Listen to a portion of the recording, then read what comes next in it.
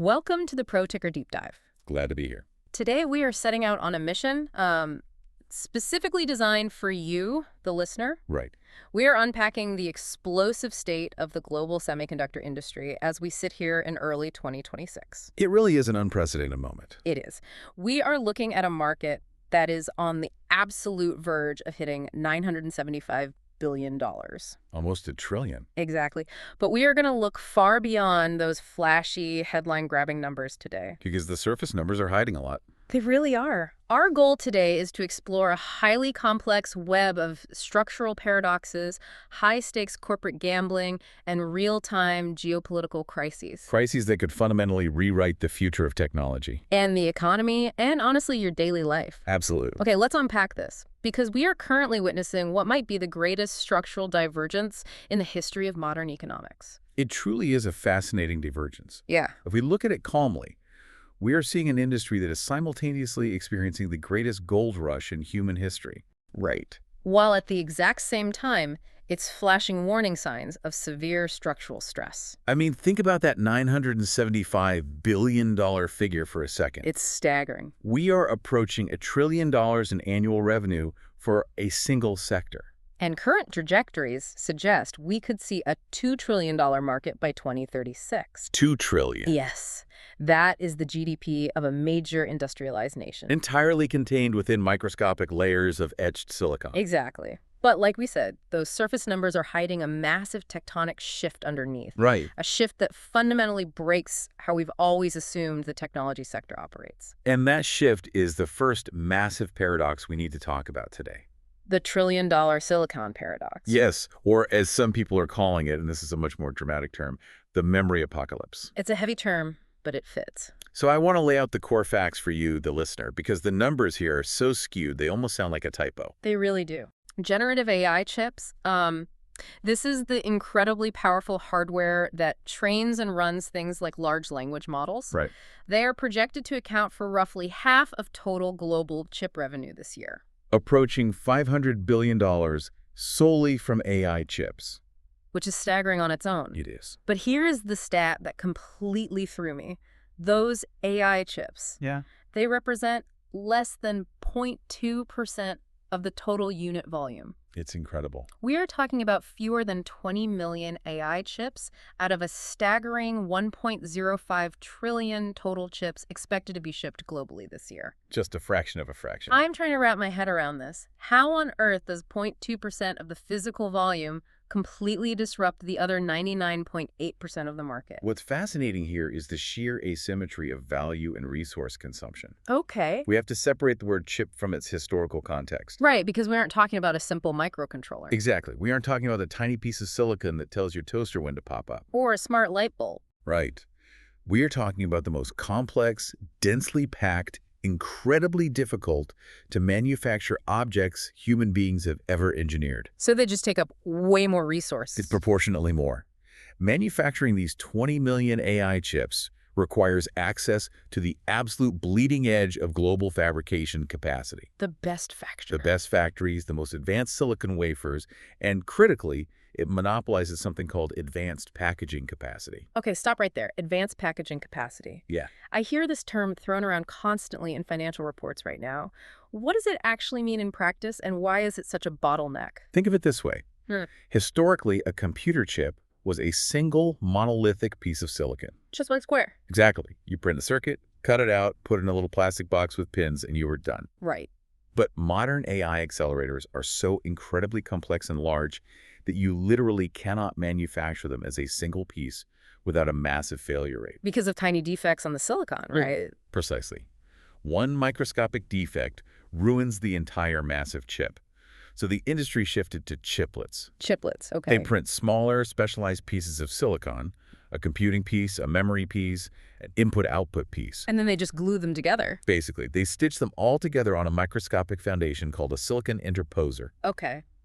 This stitching process, ensuring thousands of microscopic wires connect these different chiplets perfectly, is advanced packaging. And I'm guessing that process is not easy. It is incredibly difficult. The machines that do this are highly specialized, very expensive, and extremely finite in number. Ah, So there just aren't enough machines. Exactly. If a fabrication facility is using its machinery to package a high-margin AI accelerator, Then that machine is physically unavailable to package anything else. precisely. Okay, I think I have an analogy for this. Let's hear it. Imagine a massive, sprawling luxury hotel with 100,000 rooms. Okay. This hotel represents the entire global semiconductor manufacturing capacity. Suddenly, a single VIP party books the penthouse suite. Now, they are only occupying one suite. A tiny fraction of the hotel's physical space. Exactly. That's our 0.2% volume.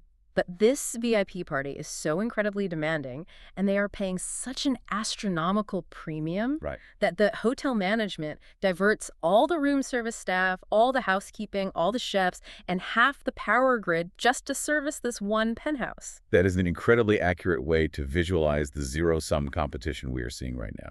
Right. And the other 99,999 rooms are filled with regular guests. Representing the chips for our smartphones, our PCs, our cars. Medical devices, everything. And those regular guests are suddenly stranded. Yes. They can't get fresh towels. They can't get a meal. And if they do manage to order room service? The price has been jacked up by 400% because the staff is so scarce. Precisely. And this analogy becomes frighteningly real when we look at the global memory supply. This is the memory apocalypse part. Exactly. AI data centers are essentially swallowing the world's memory and storage supply whole. Because the AI needs data. Massive amounts of it. An AI accelerator doesn't just need computing logic. Yeah. It needs to be fed data at lightning speed to do its job. Which requires very specific memory. Cutting-edge memory.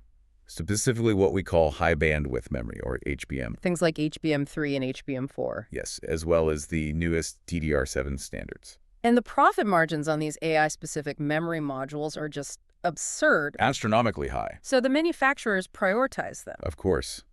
The major memory fabricators, the companies that actually bake the silicon, have pivoted their production lines to meet this AI demand.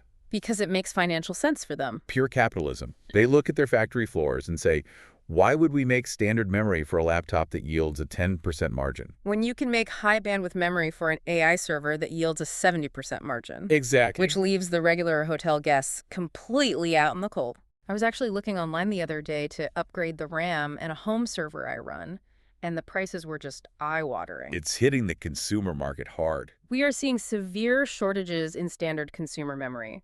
The DDR4 and DDR5 RAM that goes into the laptops you and I use. And the budget smartphones, millions of people rely on globally. The numbers are jarring. The prices for these consumer memory components were already up 4 times in late 2025. A 400% increase. Yes.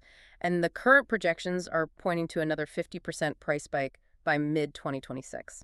And if you are wondering why these massive memory companies don't just build more factories to supply everyone, Yeah, why don't they? If demand is that high across the board. you have to understand the historical context. The memory market is historically a brutal boom and bust cycle. Oh, right. Over the last 3 decades, memory fabricators have been burned repeatedly by overbuilding factories during a boom, only to see prices crash when demand normalizes. So they are gun-shy. Terrified of overextending.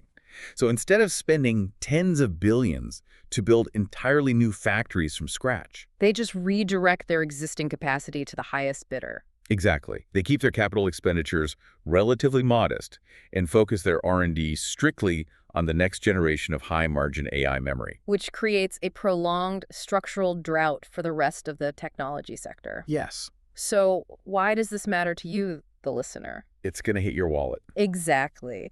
If you are planning to buy a budget smartphone, a new family tablet, or a standard PC in 2026, you are going to feel this directly. Global shipments of personal computing devices and smartphones are expected to actually decline this year. Which is wild. Not because people don't want them. And not because of a lack of innovation. Right, but simply because the raw memory components required to build them have become too scarce and too expensive. The AI boom is effectively pricing the average consumer out of the normal hardware upgrade cycle. It's a profound bottleneck. It really is. The entire tech ecosystem relies on the underlying assumption of Moore's law. that things get faster and cheaper. Exactly. Not just exponentially faster, but exponentially cheaper and more ubiquitous. It is the economic engine of the last 50 years. But when 50% of the industry's revenue is concentrated in a product that serves only a handful of hyperscale data centers, The economics of ubiquitous, cheap consumer tech begin to fracture. it is incredible to think about. But as if this internal structural paradox wasn't enough to shake the foundations of the tech world. We have to look outside. Yes, we have to pull our focus outside of the clean rooms and the silicon fabs and look at the actual messy physical world. The geopolitical reality. Because you can design the smartest chip in history, but you still have to build it, power it, and ship it. Which brings us to a massive, real-time crisis unfolding right now. Black swans and bottlenecks. This is where the vulnerabilities of a hyper-globalized industry truly reveal themselves. Exactly. In late February and early March of 2026, a major military conflict involving the United States, Israel, and Iran erupted. A very serious situation. And the immediate fallout of this conflict has centered on one of the most critical geographic choke points on the planet. The Strait of Hormuz. Because of the escalating conflict, the strait is facing what is effectively a de facto maritime blockade. And it is vital to understand what a de facto blockade means in the context of modern global shipping. Yeah, let's clarify that. It doesn't necessarily mean that naval warships are physically chaining commercial ships together to stop them from moving. Right. It means the invisible hand of the global insurance market has made transit functionally impossible. It's about the money and the risk. Exactly. We have seen a 50% surge in maritime insurance premiums for the Persian Gulf almost overnight. 50%. Yes. But more critically, major insurance providers, the massive syndicates operating out of places like Lloyd's of London, Right. they have issued widespread cancellation notices for war risk coverage. Wow. So they just won't insure them at all. Exactly. Without that specific insurance, fleet owners simply cannot legally or financially risk sending a $100 million supertanker into the strait. So they just don't go. They drop anchor outside the conflict zone and they wait. And the numbers of what is stuck waiting are staggering. The Strait of Hormuz is tiny in the grand scheme of things. Very small. It is only about 21 miles wide at its narrowest point. Mm-hmm. But through that incredibly narrow waterway flows roughly 20 million barrels of oil every single day. 20% of the entire globe's petroleum liquids. And furthermore, it facilitates 20% of the global liquefied natural gas, or LNG, trade. Which is massive for power generation. Removing 1/5 of the world's energy supply from the market essentially overnight has had immediate violent effects on the commodities markets, Brent crude spiked over 6% almost instantly. with market projections showing it crossing the $100 a barrel threshold very soon if the disruption persists. And the logistical paralysis extends far beyond the water. Right, because of the airspace risks. Exactly. Because of the airspace risks associated with the conflict, Dubai International Airport suspended operations. And Dubai is a massive critical hub for global logistics. For the semiconductor industry, this is highly problematic. Because they don't use boats for chips. You don't put delicate, multi-$1,000 AI accelerators on a slow-moving cargo ship that takes weeks to cross the ocean. You fly them. You fly them. Severing a primary air freight link between Western design centers and Asian manufacturing hubs creates an immediate cascading backlog of high-value components. Okay, so we have a massive global energy shock and a severe logistics shock. Yes. How does this specifically threaten the trillion-dollar AI boom we just talked about? It's a direct threat. Because, frankly, when I think of AI, I think of software. I think of code. I don't naturally connect a chatbot to a barrel of crude oil. This raises an important question about the operational reality of artificial intelligence. Okay. We often think of AI as something that exists in the cloud, a sort of ethereal digital realm floating above our physical concerns. But the cloud is just someone else's computer. Very true. And right now, those computers are incredibly, historically power hungry. Yeah. The current projections show that AI data centers are going to require an additional 92 gigawatts of power globally by 2027. I want to pause you right there because 92 gigawatts is a number that is hard to visualize. It's massive. For context for you listening, one single gigawatt can power roughly 750,000 homes. Right. The Hoover Dam produces about 2 gigawatts. So we are talking about adding the power demands of entire, fully industrialized nations to the grid. Solely to run these new AI models. Precisely. The sheer scale of the energy demand is unprecedented. And this is exactly where the geopolitical energy shock collides head-on with the AI boom. It's a severe collision. Hyperscalers, the massive tech companies like Microsoft, Google, Meta, Amazon, who are building these data centers, Right. they operate on very strict operational expenditure or OpEx financial models. Meaning their ongoing costs. Yes, they can spend $1 billion up front building a data center, but the true long-term cost over that facility's lifespan is the electricity required to power those incredibly dense server racks. And equally importantly, the electricity required to cool them. Exactly. With a global energy shock removing 20% of global LNG and spiking oil prices. The fundamental cost of generating electricity skyrockets globally. Because natural gas is a primary fuel for power plants worldwide. Exactly. Suddenly, the OpEx models for these massive AI deployments are thrown into complete chaos. If the electricity costs double, the return on investment for training a new AI model might simply evaporate. And training those models can cost hundreds of millions of dollars in compute time alone. The irony here is thick enough to cut with a knife. It really is. You have the richest, most technologically advanced tech giants in human history. Bracing to build the most complex, almost alien artificial intelligence brains ever conceived. They are manipulating matter at the atomic level to make silicon think. And yet, this entire futuristic, multi-trillion-dollar endeavor is completely, inextricably dependent on traditional, physical, 20th century choke points. Like a 21-mile wide strip of water in the Middle East. And the spot price of a barrel of crude oil. It is the ultimate collision of the digital and physical worlds. The cloud is tethered to the ground by heavy copper cables and natural gas pipelines. And if we extrapolate this out, we have to consider the macroeconomic wall approaching. Yes, the inflation risk. Right. If this energy shock causes sustained, broad-based global inflation because energy costs trickle down into the price of literally everything. Central banks around the world will be forced to keep interest rates high, Or even raise them further to cool the economy. which makes borrowing money very expensive. Exactly. The build-out of AI infrastructure is intensely capital-intensive. It requires borrowing billions upon billions of dollars. If the cost of capital remains exorbitant due to energy-driven inflation, the funding for this AI infrastructure boom could simply dry up. The physical world could force the digital bubble to stall abruptly. Which explains the utter panic we are seeing behind the scenes right now. Companies know this macroeconomic window might be closing, or at the very least getting exponentially more expensive. They need to secure their hardware and their infrastructure now.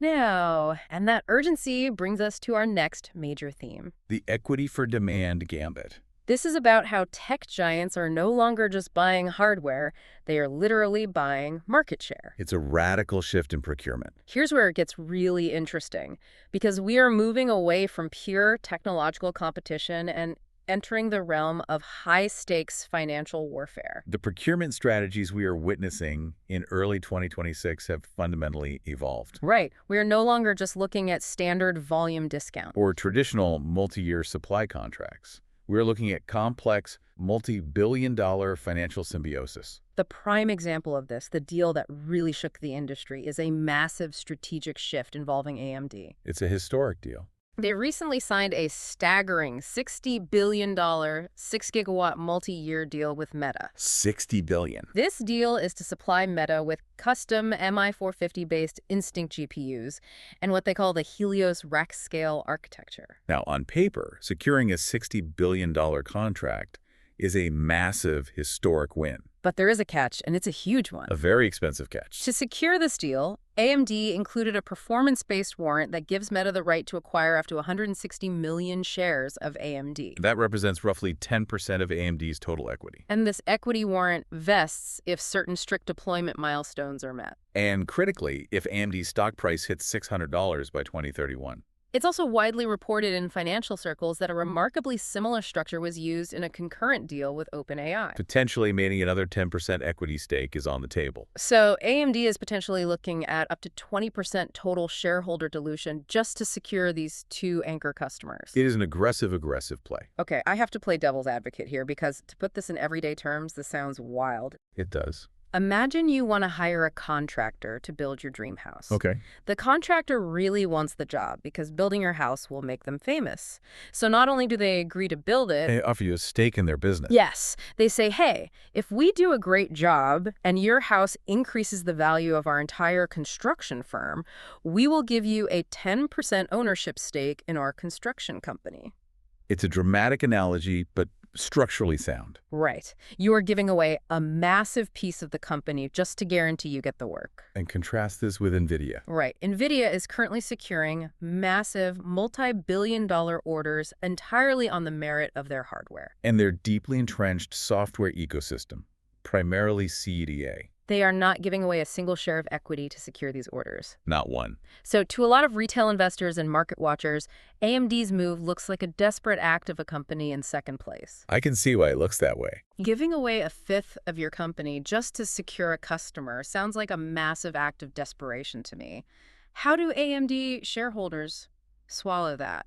If we connect this to the bigger picture, providing a counter perspective is absolutely vital. Okay, let's hear it. While it is very easy to view this through the lens of dilution and weakness, many institutional analysts see this as a brilliantly aggressive maneuver. Brilliant, really. I'm Yeah. struggling to see the brilliance in a 20% dilution. You have to look at the moat they are trying to cross. The NVIDIA mode. Yes, AMD is facing a monolithic competitor in NVIDIA. And NVIDIA's dominance isn't just about fast silicon, it's about CAD. CDA is the software layer. Exactly. It's the software layer that allows developers to actually write programs for the chips. And everyone uses it. Millions of developers have spent a decade learning CAD. It is incredibly sticky. So it's hard to get them to switch. To break that kind of software monopoly, you can't just have a slightly cheaper, slightly faster chip. You have to rewrite the rules. You have to rewrite the rules of procurement entirely. By granting Meta and OpenAI equity, AMD isn't just securing revenue. What are they securing? They are securing highly motivated, incredibly well-resourced co-developers. Ah, I see. Because if Meta owns 10% of AMD, Meta actively wants AMD to succeed. Precisely. They are financially incentivized to help AMD optimize their hardware and software. It completely changes the dynamic. From a vendor-client relationship to a deeply vested partnership, they guarantee long-term revenue visibility. Which allows AMD to plan their fab capacity at TSMC years in advance without fear of the orders evaporating. Furthermore, they get to co-develop these highly optimized rack-scale architectures, like the Helios system, directly with the end user. This ensures the silicon is perfectly tuned to Meta-specific inference workloads. And most importantly, from the perspective of the hyperscalers, it breaks the monopoly lock. Which the hyperscalers desperately want. They absolutely do. Meta, Google, Amazon, they are terrified of being entirely dependent on a single vendor's pricing power for the most critical hardware of the next century. This equity deal gives Meta the massive financial justification needed to invest the thousands of engineering hours required to adapt their software stack to work seamlessly on AMD hardware instead of NVIDIA hardware. It's a highly calculated gamble by AMD. Give up 20% of the pie, but ensure the pie grows exponentially larger. And secure your place as the definitive alternative in a duopoly. Exactly. So what does this all mean for you, the listener? Why should you care about this level of corporate financial engineering? Because it reveals the true stakes of the AI race. It proves, beyond a shadow of a doubt, that the AI race is viewed internally by these companies as an existential winner-takes-all scenario. The race is so ungodly expensive, and the compute power is deemed so critically vital to future corporate survival. That major tech companies are essentially trading pieces of their corporate soul to ensure they aren't left behind. We have fully shifted from a pure technology competition to high-stakes financial warfare. And as this financial warfare rages, the technological competition itself is shifting its parameters. Because as these massive multi-gigawatt data centers get built, the engineers are realizing that the bottlenecks are no longer just about how fast a single chip can calculate. The bottleneck is the system itself. Yes. Which brings us to the actual architecture of these data centers and the race for system-level performance. We've talked about the chips, we've talked about the power, we've talked about the money. Now we have to talk about how it all connects. Because the fundamental nature of AI workloads is shifting from training to inference. This is a crucial distinction that often gets lost in the broader conversation. Training is the initial computationally massive phase. This is where you feed an AI model billions of text documents, images, and data points. And it grinds away for months learning the underlying patterns. Exactly. Inference, on the other hand, is what happens when the model is finished and deployed, It's what happens when you, the user, type a prompt into a chatbot. and the model has to generate an answer in real time based on what it learned. Right, training is studying for the test, inference is taking the test. That's a perfect way to put it. And as AI models are deployed globally to billions of end users, Integrated into search engines, word processors, and mobile apps. inference is rapidly taking over as the primary workload in these data centers. And inference requires a fundamentally different flow of data. It causes an absolute explosion in what network engineers call east-west traffic. East-west traffic. Just so we are clear, this means data moving sideways, directly between the thousands of individual GPUs inside the data center itself. Rather than north-south traffic, which is data traveling from the data center out to the external internet and back to a user. Precisely. To formulate a complex generative response quickly, hundreds or thousands of GPUs have to talk to each other constantly and incredibly fast. They are constantly shuffling intermediate calculations back and forth. And the networks connecting them are currently choking on this volume of data. The current standard for networking inside a data center is copper Ethernet cable. We've used it for decades. But we are reaching the literal physical limits of what copper can do. Yes. What do you mean by physical limits? When you're trying to push 51.2 terabits of data per second through a network switch, copper wire encounters severe issues. Like what? First, there's signal loss. The electrical pulse literally degrades as it travels over the wire. To combat this, you have to pump more power into the signal. Exactly. And the amount of electrical power required to push that massive signal through the physical resistance of the copper generates an unmanageable amount of heat. So we have a heat problem, a power problem, and a speed problem. All at once. We have 92 gigawatts of power demand, and a big chunk of that is just being wasted as heat trying to push electricity through copper wire. So how do they fix it? They pivot to light. Right. The industry is rapidly adopting two revolutionary technologies: co-packaged optics, or CPO, and linear pluggable optics, LPO. Okay, I need you to slow down and explain these like I'm 5, because linear pluggable optics sounds like something out of Star Trek. It is pretty futuristic. Think of traditional copper wire like a crowded, sweaty subway tunnel. Okay. You are trying to move millions of passengers, the data, from one station to another. Because it's a physical electrical medium, there is immense friction, congestion, and heat generated by the movement. Right. What photonics does is essentially teleport the passengers. We're taking the electrical signal and immediately translating it into a photon. A literal particle of light. Wow, okay. Light has no resistance, it generates virtually no heat while traveling, and it can carry exponentially more data. What co-packaged optics does is shorten the electrical path to almost zero. So instead of sending an electrical signal across a large motherboard, out through a port and into a cable, The electrical signal is converted into a laser beam right on the chip package itself, millimeters away from the processor. this is where that heterogeneous integration and the chiplets you mentioned earlier come back into play, isn't it? It is the exact same principle taken to its logical extreme. Engineers are taking the silicon interposer, that microscopic foundation. And they're placing the logic processing chiplet, the high bandwidth memory chiplet, and an optical transceiver chiplet all side by side. By bringing everything physically closer together and using light to translate data off the package, you solve the energy efficiency crisis. Because it takes less energy to move the data. Drastically less. Yeah. In network engineering, the critical metric is joules per bit. The amount of raw energy required to move a single piece of data from point A to point B. Exactly. CPO and LPO technologies are reducing overall network power consumption within the data center by 30 to 50%. That is massive. When we remember that terrifying 92 gigawatt power demand hanging over the industry, shaving 30% off the networking power budget is a monumental saving. You are basically redesigning the fundamental physics of how data moves using microscopic lasers and fiber optics inside the server rack instead of copper wire, just to save power. And we are seeing similar physical architectural shifts regarding storage to break what is known as the memory wall. Yes, the AI processors have become so incredibly fast that they spend a significant portion of their time simply waiting idle for data to be retrieved from slower storage drives. So they put faster memory closer to the chip. High bandwidth flash memory is being integrated to act as an incredibly fast intermediary layer, ensuring those multi-thousand-dollar GPUs are never sitting idle waiting for a file. It's a total paradigm shift. It is a fundamental redesign of computing architecture from the ground up. We are hitting the atomic limits of how small we can make transistors. We can't shrink them much further without running into quantum interference. So the innovation is no longer just about making a single chip faster. It is now entirely focused on system-level integration. How efficiently can you connect 100,000 chips together using light, advanced packaging, and novel memory architectures? That is the new battleground for performance. Okay, we spent a lot of time in the data center today. We've talked about gigawatts of power, liquid-cooled servers, massive fiber optic networks, and the global infrastructure. But I want to pivot and bring this back down to earth, to the device sitting on my desk right now. Yes, let's look at the edge.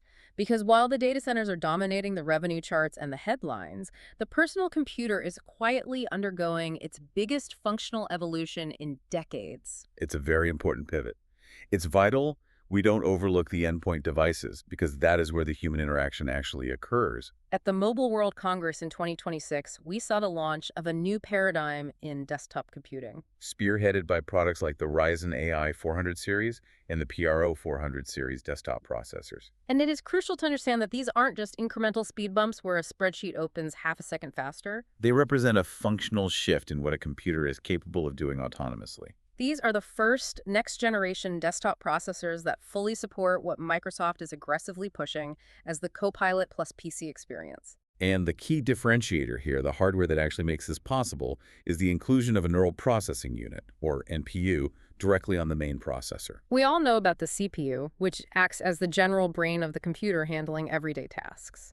And most people know about the GPU, the graphics brain that handles rendering video games and high-resolution video. But now, your standard desktop has a dedicated NPU, a dedicated AI brain. And the numbers here are impressive. These new processors are delivering 50 to 60 TOPS of dedicated AI compute. TOPS is an acronym that stands for Trillion Operations Per Second. It is the standard metric for measuring AI performance. To have 50 to 60 TOPS sitting locally on your desk, running quietly without a massive cooling fan, is a remarkable amount of dedicated horsepower.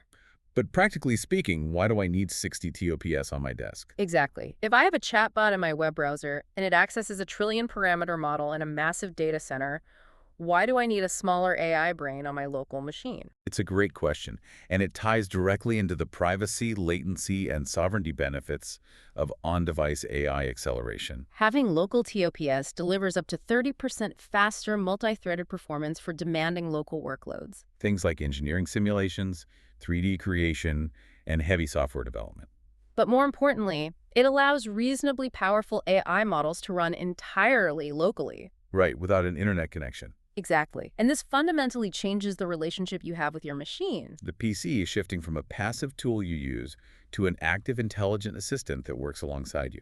Imagine having a specialized large language model running on your local machine that understands your specific business context. It can search all your local, highly confidential files. It can summarize video meetings in real time, generate code, or render complex designs based on local parameters. And it does all of this without ever sending a single packet of data to a cloud server. Which is huge for corporate security. If I'm working on a proprietary patent, I don't want to upload that data to a third-party cloud just to have an AI summarize it. The privacy benefits are paramount. When the data stays local, corporate intellectual property remains secure. Furthermore, the latency, the frustrating delay while waiting for a remote server to process your request and send the answer back, drops to near zero. It feels instantaneous.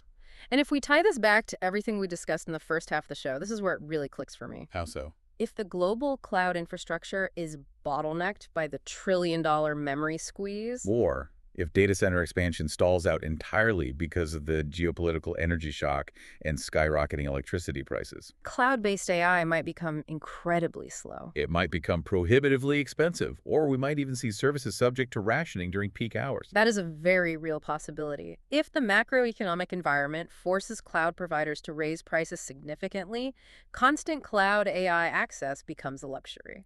Exactly. If that happens, having 60 TOPS of AI compute sitting locally on your desk isn't just a fun novelty. It becomes essential for basic business continuity. You are no longer reliant on a fragile, energy-starved, hyper-expensive global network to access your intelligent assistant. The desktop PC is becoming your sovereign, self-contained AI outpost. Which brings us to a perfect and somewhat ominous segue into our final overarching theme. The AI Overwatch Act and sovereign tech. Because the concept of sovereignty is scaling up rapidly. We just talked about sovereignty on the individual desktop level. Now we're seeing it scale up to the level of national governments and global geopolitics. And this is where the industry is facing a massive regulatory reckoning. The semiconductor supply chain is currently facing the most aggressive, sweeping legislative oversight in its history. A major piece of legislation introduced in the U.S. Congress is called the AI Overwatch Act. The premise of this act is profound, and it represents a complete departure from decades of free trade consensus. It seeks to give lawmakers the explicit legal authority to block exports of advanced AI chips to adversarial nations. What is critical to understand here is the reclassification of the technology itself.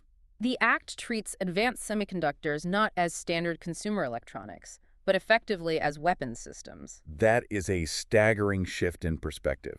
A silicon chip being regulated with the same severity as a fighter jet. The legislation outlines mandatory denials for any export licenses regarding chips that exceed the performance metrics of current high-end models. It specifically cites performance thresholds akin to the NVIDIA H200 or the AMD MI325X. If a chip is that powerful, it cannot be sold to restricted nations. And the legislation is incredibly strict. It requires a veto-proof congressional majority to override these blocks. It takes the decision out of the hands of corporate sales departments and puts it firmly in the halls of government. This is the ultimate legislative manifestation of what is broadly being termed technology sovereignty. Governments around the world have had a collective realization over the last few years. They have realized that relying on a globally dispersed, highly specialized, just-in-time supply chain for the single most critical technology of the 21st century is a severe, unacceptable national security vulnerability. So, we've talked a lot about the U.S. today, but how are other nations reacting to this? Is everyone just accepting this new reality? Far from it. Consequently, we are seeing massive, historic, state-backed funding initiatives globally to build domestic capacity. Everyone is trying to onshore their supply chains. Europe has its own massive CHIPS Act, pouring tens of billions into trying to lure fabrication plants to Germany and France. Japan has launched Rapidus, a state-backed venture aiming to mass-produce 2-nanometer chips domestically by the late 2020s, heavily subsidized by the government. India is launching massive incentive programs to build out an entire electronics manufacturing ecosystem from scratch. And in the U.S., the strategy seems to be highly focused on a few key players. The United States strategy relies heavily on a massive, high-stakes turnaround bet regarding Intel, specifically their 18A foundry node. The U.S. government is heavily invested, both politically and financially, in ensuring that Intel can successfully manufacture leading-edge silicon on American soil. They view it as an absolute imperative to reduce reliance on East Asian manufacturing hubs. So, what does this all mean for the future of tech? I look at this and I see the world map of technology manufacturing being forcefully, aggressively redrawn. We are seeing a hard, intentional fragmentation of the global supply chain. We are. The specialization within the industry is becoming geographically siloed based on geopolitical alliances rather than pure economic efficiency. We are seeing a trend where Southeast Asia and India are rapidly scaling up to become the volume-based back-end assembly and testing hubs for older legacy chips. But the really advanced stuff, the AI chips we've been talking about, that stays protected. Precisely. The incredibly complex, high-value, strategically vital tasks like leading-edge node fabrication and the heterogeneous integration and advanced 3D packaging we discussed earlier are being heavily concentrated. Subsidized and guarded in a few key allied regions: Taiwan, the United States, and Japan. It means the era of a frictionless, hyper-globalized tech supply chain is definitively over. For decades, the tech industry operated on this beautiful, incredibly efficient model where a single microchip might cross an international border 70 different times, Passing through different specialized facilities in different countries before it finally ended up in your smartphone. That entire journey was guided by a single principle: the pursuit of the lowest possible cost. That era is dead. Efficiency has been replaced by resilience and security. Semiconductors are now legally and functionally classified as vital national security assets. They are subject to strict export controls, massive punitive tariffs, and intense geopolitical wrangling. The business of building computers is now entirely inseparable from the business of global statecraft. The cost of building these chips is going to go up simply because we are duplicating supply chains purely for political reasons. It is a remarkable, jarring transformation of an entire global industry in a highly compressed time frame. We are witnessing the physical limits of energy, the financial limits of corporate procurement, and the political limits of the current technological paradigm being tested all at the exact same time. It really is a perfect storm. And that brings us to the end of our journey today. Let's do a quick rapid-fire synthesis of everything we've covered because it has been a massive amount of complex information to take in.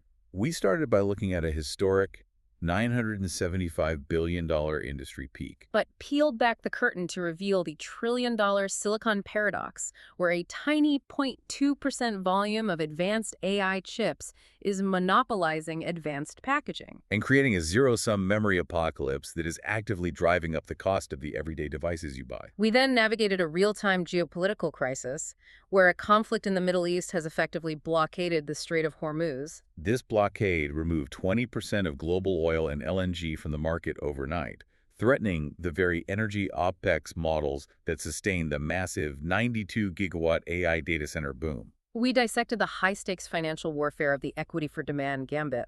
We watched companies like AMD trade up to 20% of their corporate equity just to secure anchor customers, mature their software ecosystem, and break monopoly holds. We looked at the fundamental redesign of data center infrastructure, where copper wire is failing under the immense heat and data loads of AI inference. And Lightspeed, co-packaged optics are redesigning the physics of computing to save power. We explored the evolution of the desktop PC, bringing 60 TOPS of AI compute directly to the edge, turning computers into sovereign, localized, intelligent assistants for privacy and resilience against a fragile cloud. And finally, we examined the death of globalization in tech. As the AI Overwatch Act and the global push for technology sovereignty turns semiconductors into highly regulated, heavily subsidized national security weapons. It's a dizzying, interconnected web. Pull one thread in the Middle East, and a server in Silicon Valley gets more expensive to run. Subsidize a factory in Ohio, and the entire ecosystem in East Asia shifts. But before we go, we want to leave you with a final, lingering concept to mull over on your own. This raises an important question for the future, one that challenges everything we've assumed about the tech industry. For the last decade, we have all operated under the firm assumption that the ultimate currency of the future is computing power. The conventional wisdom is that whoever has the fastest chips, the most advanced silicon designs, and the most TOPS wins the race. But when we step back and look at the whole board, when we see the massive 92-gigawatt power demands of these data centers, when we see the acute vulnerability of global oil choke points paralyzing supply chains, and when we see hyperscalers willing to trade actual corporate equity just to secure hardware, Is it possible that our fundamental assumption is wrong? is it possible that the true titans of the late 2020s won't be the companies that design the best silicon, but rather the companies that can figure out how to generate their own sovereign, limitless, off-grid energy to power it all? A phenomenal question to end on. Energy independence over silicon design. Think about that as you watch the markets and the news this week. Thank you so much for joining us for this deep dive. Keep questioning the world around you, keep looking beneath the surface numbers, and we will catch you next time.